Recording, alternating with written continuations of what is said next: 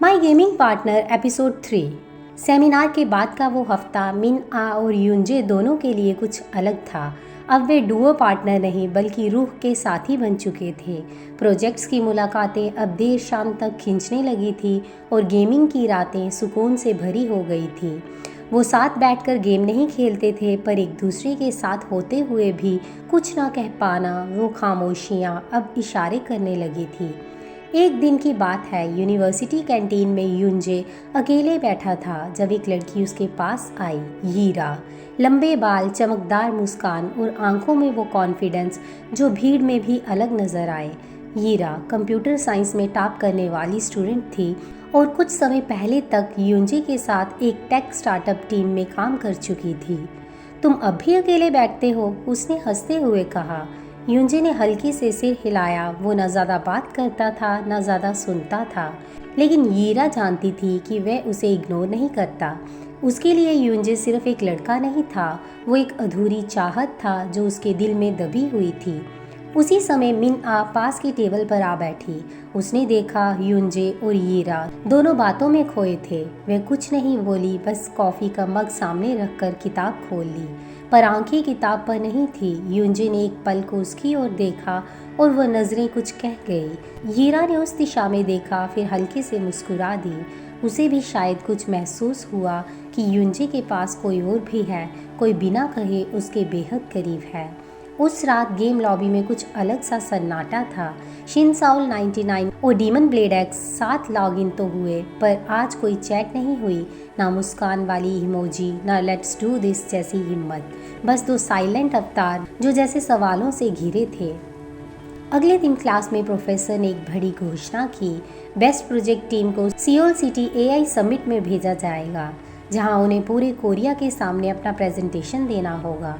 लोगों में खुशी की फुसफुसाहट फैल गई। युनजे और मिन आ की टीम को चुना गया, लेकिन हैरानी की बात ये थी, तीसरे मेंबर के तौर पर यीरा को भी जोड़ा गया था। As a design analyst she will join group 7। युनजे शांत था, मिन आ के चेहरे पर वो सादगी भरी मुस्कान अब फीकी थी। यीरा ने दोनों को देखा और फिर बाहर मिन आ के पास जाकर धीरे से बोली, मैं जानती हूँ तुम बहुत टैलेंटेड हो, लेकिन दिल जीतने के लिए सिर्फ उंगलियाँ नहीं, हिम्मत भी चाहिए। वो दिन, वो शामें, वो प्रेजेंटेशन की तैयारियाँ अब 3 लोगों के बीच बढ़ चुकी थी। मिन आ और युनजे के बीच जो मौन समझदारी थी, अब उसमें एक तीसरा रंग घुलने लगा था। यीरा बातों में होशियार थी और युनजे अब उससे पूरी तरह कटना नहीं चाहता था। शायद मिन आ की परवाह में, शायद झिझक में, पर कहीं ना कहीं मिन आ की आंखें अब पूछने लगी थी, क्या सिर्फ स्क्रीन पर जुड़े रिश्ते असल ज़िंदगी में बच पाते हैं?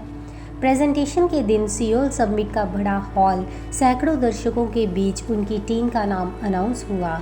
मिन आ ने जब मंच पर कदम रखा, उसकी उंगलियां कांप रही थी, पर उसकी नज़र जैसे ही युनजे से मिली, वे स्थिर हो गई। युनजे की आंखों में अब कोई संदेह नहीं था, बस एक अनकहा वादा था, मैं यही हूँ अब भी तुम्हारे साथ।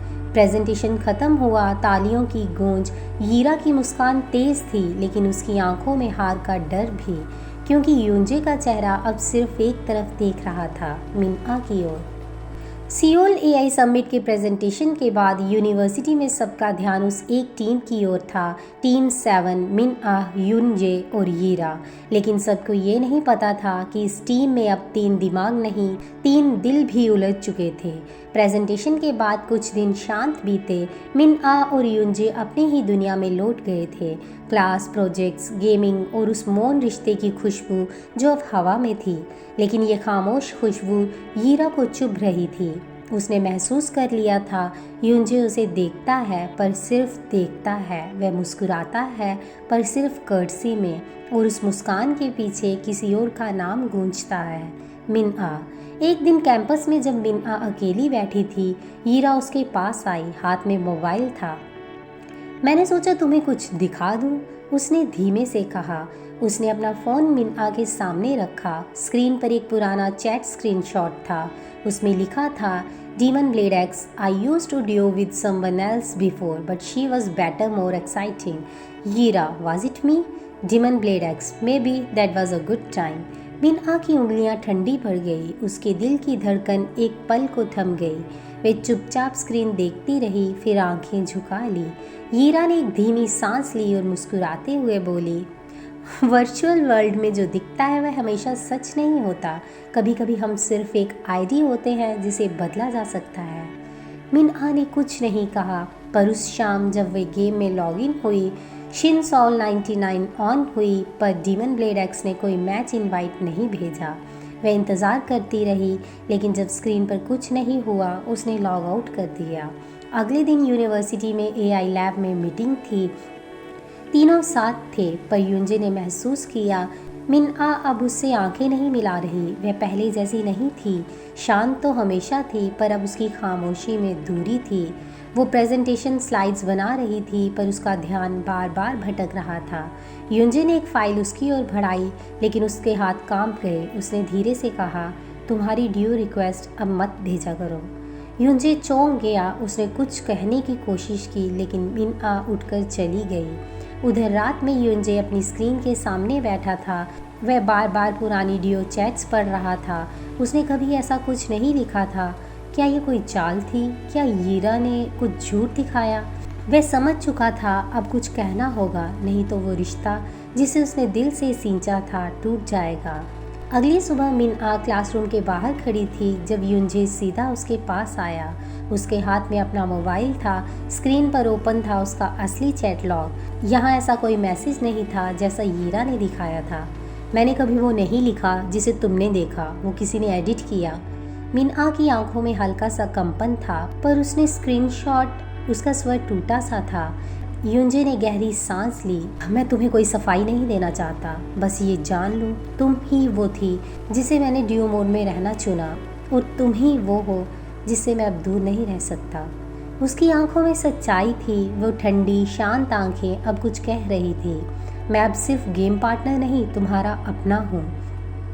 पीछे से हीरा सब देख रही थी। उसके चेहरे पर अब मुस्कान नहीं थी, क्योंकि प्यार की लड़ाई सिर्फ चालों से नहीं, सच्चे दिलों से जीती जाती है।